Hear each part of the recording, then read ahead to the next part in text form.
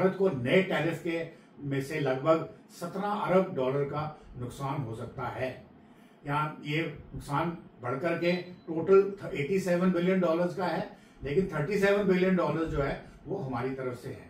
लेकिन डॉलर से अगर ये व्यापार हटकर भारत ना केवल इसको नुकसान से बचाएगा बल्कि अपना व्यापार का घाटा भी घटाएगा।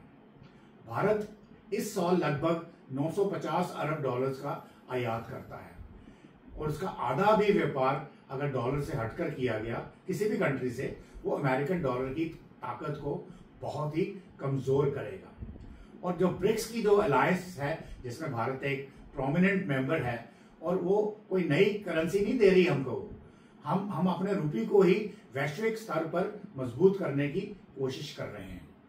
और डी डॉलराइजेशन का जो पहला बड़ा कदम है वो हमने विली निली ले लिया है और ये कदम दुनिया में जो डी डॉलराइजेशन जो है उसकी शुरुआत है।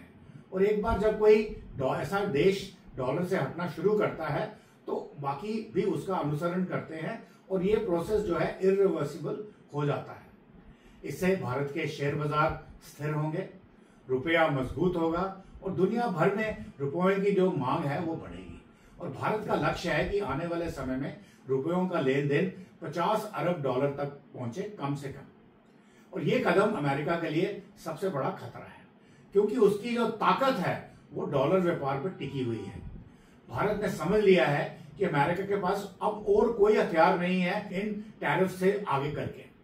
और अभी ये देखना यह है कि टकराव की जो राजनीति है इससे क्या असर पड़ेगा। अब ये संघर्ष केवल व्यापार तक सीमित नहीं रहेगा, राजनीतिक और सैन्य तनाव भी बढ़ सकते हैं, जैसा कि हमने देखा इराक में सदाम हुसैन या लीबिया में गद्दाफी के साथ हुआ था।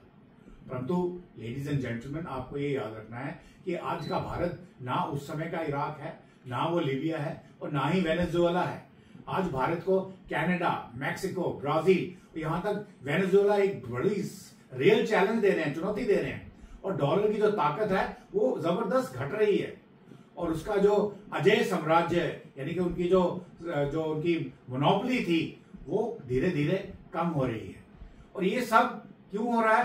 ट्रंप का अहंकार, उनका अति आत्मविश्वास अमेरिका को मंदी की तरफ धकेल रहा है। Please like and subscribe.